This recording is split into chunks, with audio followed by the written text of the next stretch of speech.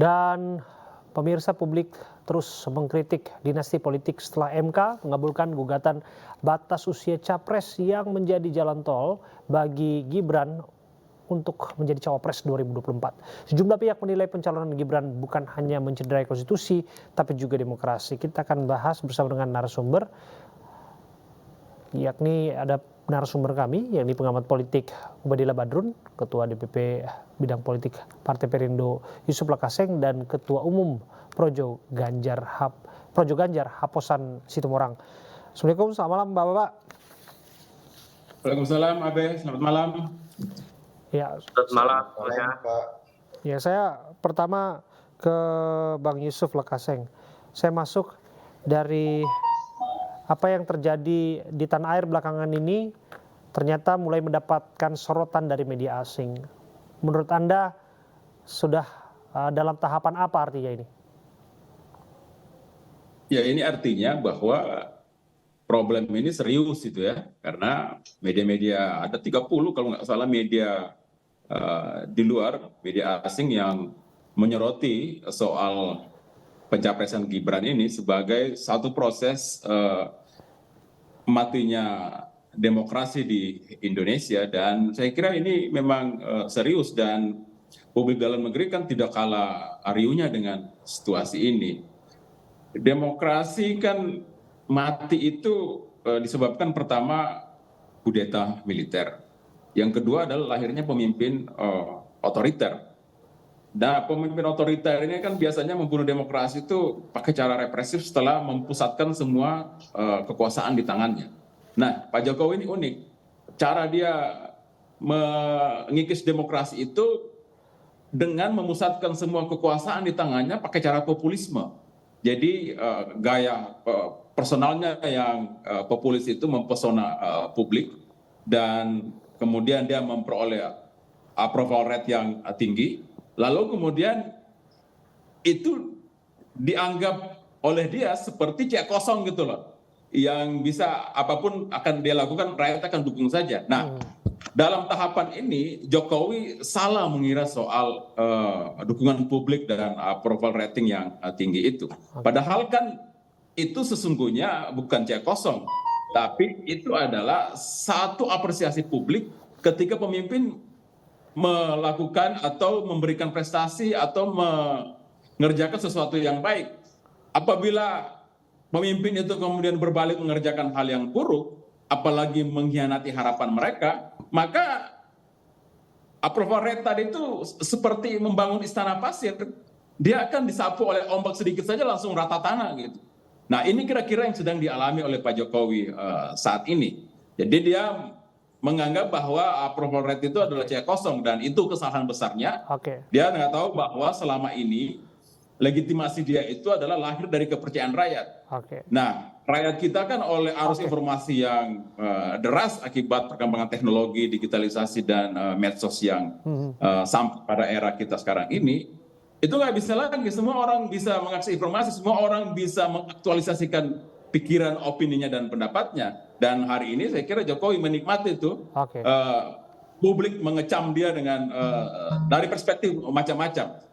Saya kira ini nggak bisa lagi, orang kan menganggap kalau kubu yang pro Pak Jokowi atau yang diuntungkan secara politik karena kita masuk dalam fase kontestasi, AB menganggap bahwa ini karena Pak Jokowi nggak dukung Ganjar atau nggak dukung Anies misalnya. Saya kira itu bukan itu lagi urusannya sekarang ini. Sekarang ini adalah orang sudah menganggap bahwa ada ketidakpatutan, ada pengkhianatan, ada pelanggaran etika serius, ada rekayasa hukum, dan demokrasi terancam. Jadi sekarang ini sudah keluar dari urusan kontestasi nih. Ini sudah masuk pada level yang lebih tinggi lagi.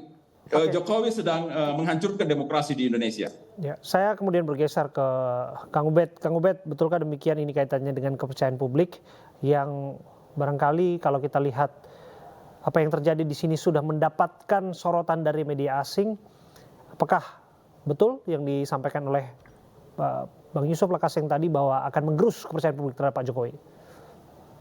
Ya, saya kira media internasional itu juga tidak mungkin sembarangan ya mengutip banyak ahli dan pakar yang fokus pada studi demokrasi di negara-negara Asia, termasuk di Asia Tenggara dan di Afrika. Jadi beberapa analis yang disebutkan dalam sejumlah media asing saya kenal dan cukup punya reputasi saintifik di bidang ilmu sosial. Karena itu ini persoalan yang sangat serius bagi Indonesia karena posisi Indonesia dalam indeks demokrasi memang masih masuk kategori flawed demokrasi atau demokrasi yang cacat, banyak persoalan, dan saat ini mengalami penurunan yang luar biasa karena efek dari putusan Mahkamah Konstitusi yang dinilai dan dalam proses peradilan di MK itu menunjukkan bahwa memang ada conflict of interest misalnya di dalam proses pengambilan keputusan itu. Lalu perdebatan yang kemudian muncul, ada banyak pihak yang mengatakan bahwa ini karena proses demokrasi yang dikebiri oleh praktek demokrasi yang atau praktek dinasti yang berselimut demokrasi begitu. Dan memang sebetulnya kalau ada orang-orang mengatakan bahwa ini bukan dinasti, itu juga keliru. Karena memang secara empirik, ke studi-studi tentang dinasti politik itu mengalami kemajuan. Dari studi terakhir misalnya yang dilakukan oleh Jeffrey Lord misalnya, tahun 2006, kemudian Yoshinori Nishizaki tahun 2022, itu menyebutkan bahwa dinasti politik mengalami perkembangan yang kemudian disebut dengan dynastic democracy. Jadi di era demokrasi orang terus mempertahankan kekuasaan untuk beralih kepada mereka yang memiliki hubungan darah atau keluarga melalui pemilihan umum. Jadi memang dinasti politik itu yang menyebabkan demokrasi kita menjadi mati hari ini. Kang Ubed, apakah artinya kemudian Anda selaras dengan yang disampaikan oleh Bang Yusuf tadi bahwa demokrasi sudah di ujung tanduk? Iya, saya kira ada benarnya, ada argumen yang bisa diterima secara rasional bahwa demokrasi kita memburuk. Terakhir saja kan kita memburuk. Skor kita 6,70-an di indeks demokrasi kita yang dikeluarkan oleh The Economist itu. Ditambah lagi bulan ini peristiwa di Mahkamah Konstitusi yang ternyata kemudian diadili oleh MK terbukti ada banyak kesalahan, itu makin memperburuk situasi demokrasi yang sudah buruk. Karena situasi demokrasi yang sudah buruk kemudian diperburuk, ya ada argumen yang bisa diterima secara rasional bahwa ini adalah menuju kematian demokrasi. Saya sih melihat ini ada semacam decline sebetulnya, ada satu penurunan yang sangat drastis dari praktek demokrasi di Indonesia. Karena dinasti politik itu yang kemudian nampak mencoreng praktek demokrasi kita.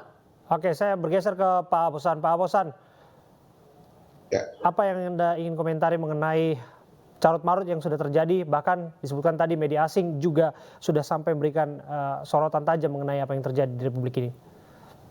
Ya, saya katakan saya sebagai relawan Jokowi sejak tahun 2014 sampai dengan tahun 2019 sangat memprihatinkan keadaan yang sekarang ini, di mana Bapak Jokowi mungkin menurut hemat saya telah salah menilai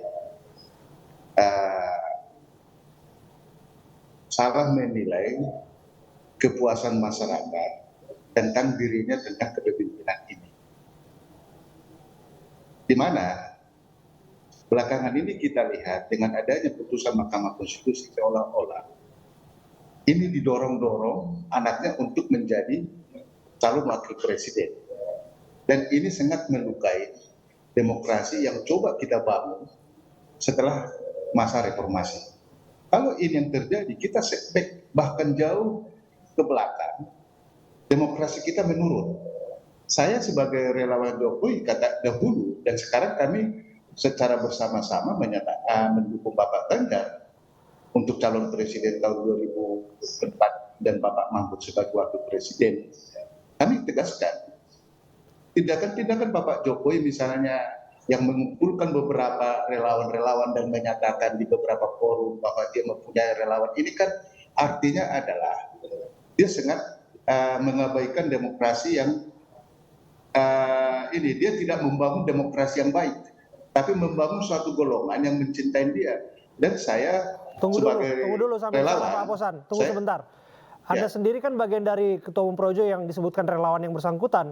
Apakah artinya kemudian Anda tidak merasa pernah menjadi bagian dari itu? Ya, justru karena kita berpingin legacy daripada Bapak Jokowi ini bisa berlanjut. Tapi dengan keadaan yang sekarang ini adalah legacy itu menjadi hilang.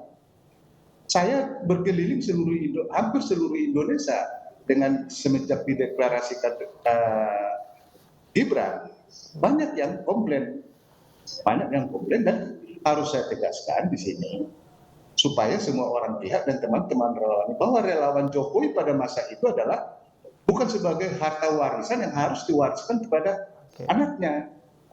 Artinya di sini relawan ini bisa jadi bahan untuk diarahkan untuk mendukung Gibran. Ini yang penurunan demokrasi yang kita bilang itu tadi, Pak. Jadi kiranya pemerintahan saat ini dapat berpikir ulang, masih ada kesempatan lah untuk penetapan calon presiden. Ya, poinnya kami tangkap, Pak agar Aposan. ini menjadi legacy yang baik. Oke, poinnya ditangkap. Kita sampaikan dulu informasi ini mengenai Paman Gibran sekaligus Ketua Mahkamah Konstitusi Anwar Usman kembali diperiksa Majelis Kehormatan Mahkamah Konstitusi.